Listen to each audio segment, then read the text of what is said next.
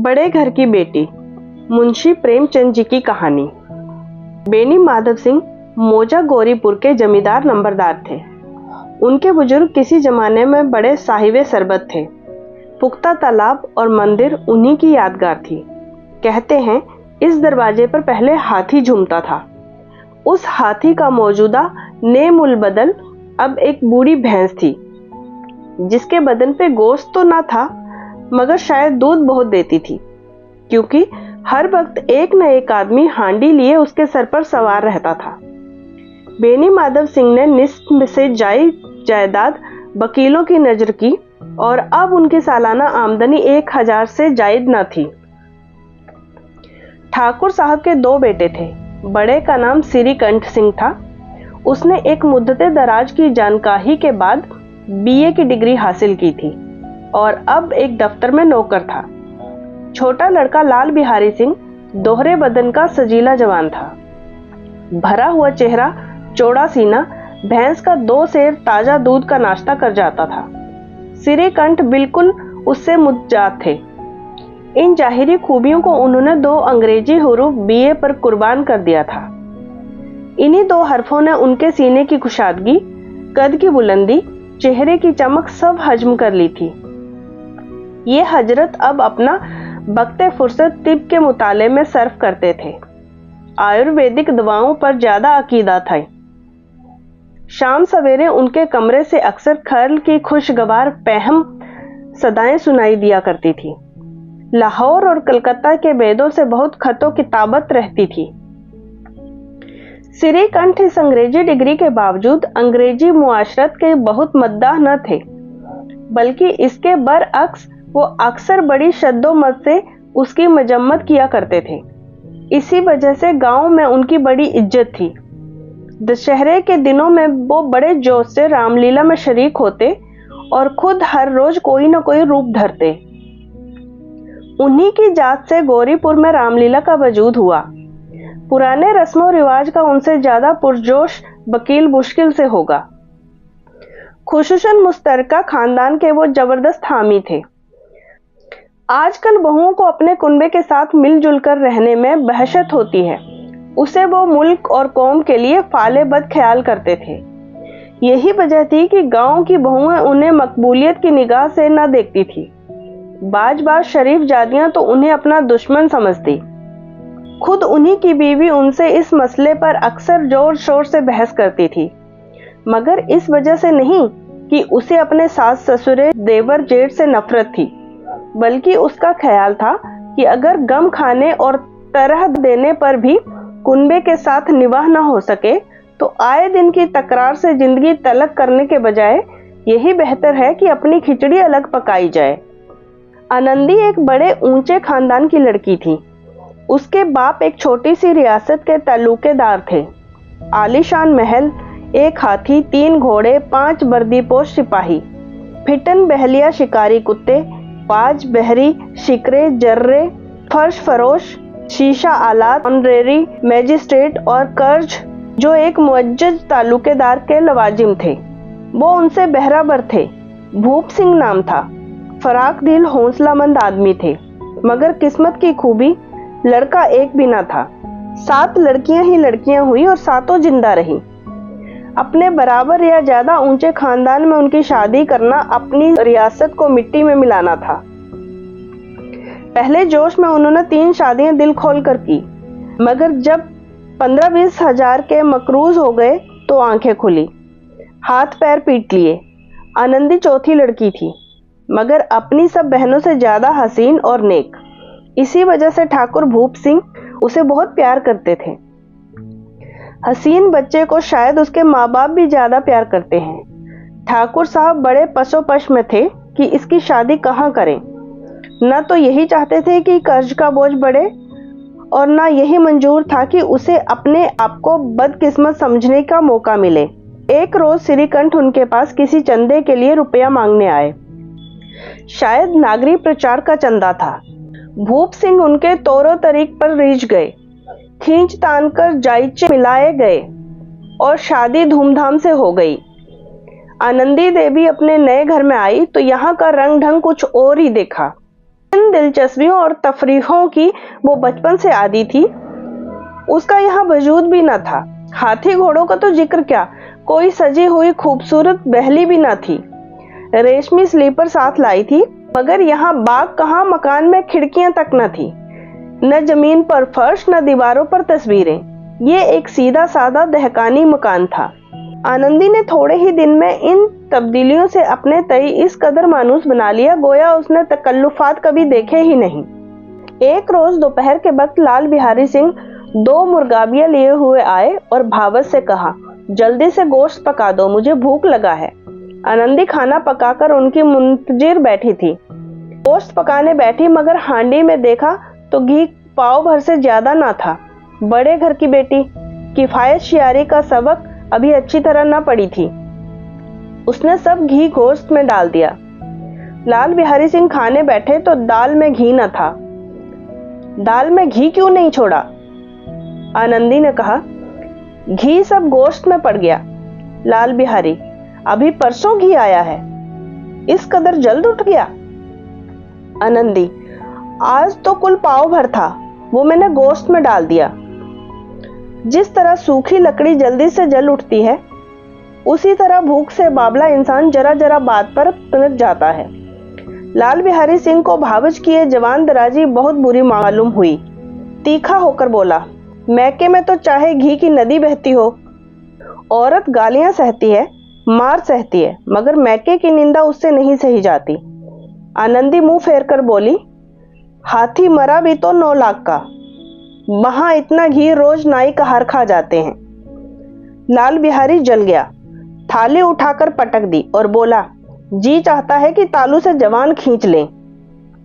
आनंदी को भी गुस्सा आ गया, चेहरा सुर्ख हो गया। बोली, वो होते तो आज इसका मजा चखा देते। अब नौजवान उज्जड़ ठाकुर से जब्त न हो सका। उसकी बीवी एक मामूली जमींदार की बेटी थी। जब जी चाहता था उस पर हाथ साफ कर लिया करता था। खड़ाऊ उठाकर आनंदी की तरफ जोर से फेंकी और बोला, जिसके गुमान पर बोली हो उसे भी देखूंगा और तुम्हें भी। आनंदी ने हाथ से खड़ाऊ रोकी, सर बच गया, मगर उंगली में सख्त चोट आई। गुस्से के मारे हवा के हिलते हुए पत्ते की भांति कांपती हुई अपने कमरे में आकर खड़ी हो गई। औरत का जोर और हौसला, गुरूरो इज्जत शौहर की जात से है। उसे शौहर हित की ताकत और हिम्मत का घमंड होता है। आनंदी खून का घूंट पीकर रह गई। श्रीकंठ सिंह हर शंबा को अपने मकान पर आया करते थे। जुम्मे रात का ये वाकया था। 2 दिन तक आनंदी ने न कुछ खाया न पिया, उनकी राह देखती रही। आखिर शंबा को हस्वे मामूल शाम के वक्त वो आए और बाहर बैठकर कुछ मुल्की और माली खबरें, कुछ नए मुकदमात की तबीजें और फैसले बयां करने लगे और सिलसिले तकरीर 10 बजे रात तक जारी रहा। 2-3 घंटे आनंदी ने बेइंतहा इज्जत-ए-राब के आलम में काटे। बारे खाने का वक्त आया, पंचायत उठी। जब तखलिया हुआ तो लाल बिहारी ने कहा, भैया आप जरा घर में समझा दीजिएगा कि जवान संभाल कर बातचीत किया करें, वरना नाहक एक दिन खून हो जाएगा। बेनी माधव सिंह ने शहादत दी, बहू बेटियों की ये आदत अच्छी नहीं कि मर्दों के मुंह लगे। लाल बिहारी, वो बड़े घर की बेटी है तो हम लोग भी कोई कुर्मी कहार नहीं है। श्रीकंठ, आखिर बात क्या हुई? लाल बिहारी, कुछ भी नहीं, यूं ही आप उलझ पड़ी। मैके के सामने हम लोगों को तो कुछ समझती ही नहीं। श्रीकंठ खा पीकर आनंदी के पास गए। वो भी भरी बैठी थी और ये हजरत भी कुछ तीखे थे। आनंदी ने पूछा, मिजाज तो अच्छा है? श्रीकंठ बोले, बहुत अच्छा है। ये आजकल तुमने घर में क्या तूफान मचा रखा है? आनंदी के तेवरों पर बल पड़ गए और झुंझलाहट के मारे बदन में पसीना आ गया। बोली, जिसने तुमसे ये आग लगाई उसे पाऊं तो मुंह झुलस दूं। श्रीकंठ, इस कदर तेज क्यों होती हो? कुछ बात तो कहो। आनंदी, क्या कहूं, किस्मत की खूबी है, वरना एक गंवार लोंडा जिसे चपरासीगिरी करने की भी तमीज नहीं, मुझे खड़ाऊ से मारकर यूं न अकड़ता फिरता, बोटियां नचवा लेती। इस पर तुम पूछते हो कि घर में तूफान क्यों मचा रखा है? श्रीकंठ, आखिर कुछ कैफियत तो बयां करो, मुझे तो कुछ मालूम ही नहीं। आनंदी, परसों तुम्हारे लाडले भाई ने मुझे गोश्त पकाने को कहा। घी पाव भर से कुछ ज्यादा था। मैंने सब गोश्त में डाल दिया। जब खाने बैठा तो कहने लगा दाल में घी क्यों नहीं है। बस उसी पर मेरे मैके को बुरा भला कहने लगा। मुझसे बर्दाश्त ना हो सका। बोली कि वहां इतना घी नाई कहार खा जाते हैं और किसी को खबर तक नहीं होती। बस इतनी सी बात पर उस जालिम ने मुझे खड़ाऊं फेंक कर मारी। अगर हाथ से न रोकती तो सर फट जाता। उससे पूछो कि मैंने जो कुछ कहा है सच है या झूठ। श्रीकंठ की आंखें लाल हो गई। बोले यहां तक नौबत पहुंच गई, ये लोंडा तो बड़ा शरीर निकला। आनंदी रोने लगी, जैसे औरतों का कायदा है, क्योंकि आंसू उनकी पलकों पर रहते हैं। औरत के आंसू मर्द के गुस्से पर रोगन का काम करते हैं। श्रीकंठ के मिजाज में तहम्मुल बहुत था। उन्हें शायद कभी गुस्सा आया ही ना था, मगर आनंदी के आंसुओं ने आज जहरीली शराब का काम किया। रात भर करवटें बदलते रहे। सवेरा होते ही अपने बाप के पास जाकर बोले, दादा अब मेरा निवाह इस घर में ना होगा। यह और इस मानी के दूसरे जुमले जबान से निकालने के लिए श्रीकंठ सिंह ने अपने कई हमजोलियों को 12 आड़े हाथों लिया था। जब उनका कोई दोस्त उनसे ऐसी बातें कहता तो वो मजाक उड़ाते और कहते, तुम बीवियों के गुलाम हो, उन्हें काबू में रखने के बजाय खुद उनके काबू में हो जाते हो। मगर हिंदू मुस्तरका खानदान का ये पुरजोश वकील आज अपने बाप से कह रहा था, दादा अब मेरा निवाह इस घर में ना होगा। नासे की जवान उसी वक्त तक चलती है जब तक वो इश्क के करिश्मों से बेखबर रहता है। आजमाइश के बीच में आकर जब्त और इल्म रुखसत हो जाते हैं। बेनी माधव सिंह घबरा कर उठ बैठे और बोले, क्यों? श्रीकंठ, इसलिए कि मुझे भी अपनी इज्जत का कुछ थोड़ा बहुत ख्याल है। आपके घर में अब हठधर्मी का बर्ताव होता है। जिनको बड़ों का अदब होना चाहिए वो उनके सर चढ़ते हैं। मैं तो दूसरे का गुलाम ठहरा, घर पर रहता नहीं, और यहाँ मेरे पीछे औरतों पर खड़ाऊं और जूती की बौछार होती है। कड़ी बात तक मुजायका नहीं, कोई एक की दो कह ले, यहाँ तक मैं जब्त कर सकता हूँ, मगर ये नहीं हो सकता कि मेरे ऊपर लात और घूंसे पड़े और मैं दम न मारूं। बेनी माधव सिंह कुछ जवाब न दे सके। श्रीकंठ हमेशा उनका अदब करते थे। उनके ऐसे तेवर देख बूढ़ा ठाकुर लाजवाब हो गया। सिर्फ इतना बोला, बेटा तुम अक्लमंद होकर ऐसी बातें करते हो? औरतें इसी तरह घर तबाह कर देती हैं। उनका मिजाज बढ़ाना अच्छी बात नहीं। श्रीकंठ, इतना मैं जानता हूं, आपकी दुआ से ऐसा अहमक नहीं हूं। आप खुद जानते हैं कि इस गांव के कई खानदानों को मैंने अलहदगी की आफतों से बचा दिया है, मगर जिस औरत की इज्जत और आबरू का मैं ईश्वर के दरबार में जिम्मेदार हूं, उस औरत के साथ ऐसा जालिमाना बर्ताव मैं नहीं सह सकता। आप यकीन मानिए, मैं अपने ऊपर बहुत जब्र कर रहा हूं कि लाल बिहारी की गोशमाली नहीं करता। अब बेनी माधव भी गरमाए, ये कुफ्र ज्यादा न सुन सके, बोले, लाल बिहारी तुम्हारा भाई है, उससे जब कभी भूल चूक हो तुम उसके कान पकड़ो। मगर श्रीकंठ, लाल बिहारी को मैं अब अपना भाई नहीं समझता। बेनी माधव, औरत के पीछे?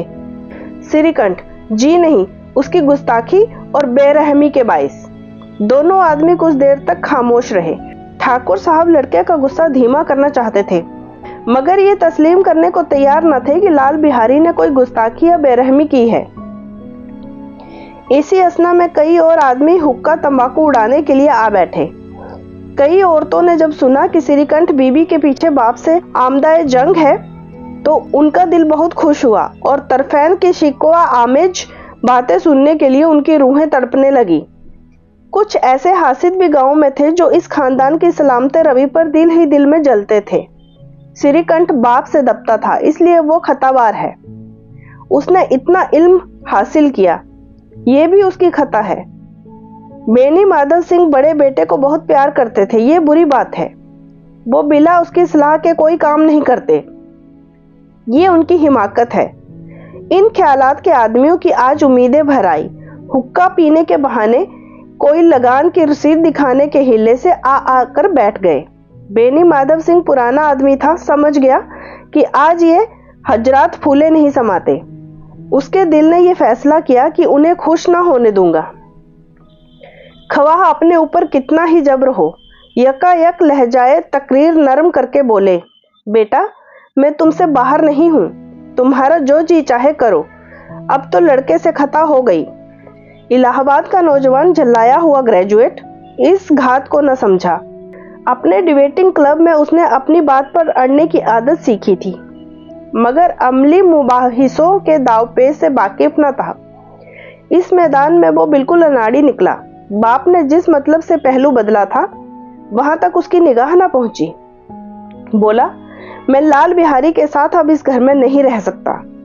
बाप, बेटा तुम अक्लमंद हो और अक्लमंद आदमी गवारों की बातों पर ध्यान नहीं देते। वो बेसमझ लड़का है, उससे जो कुछ खता हुई है उसे तुम बड़े होकर मुआफ कर दो।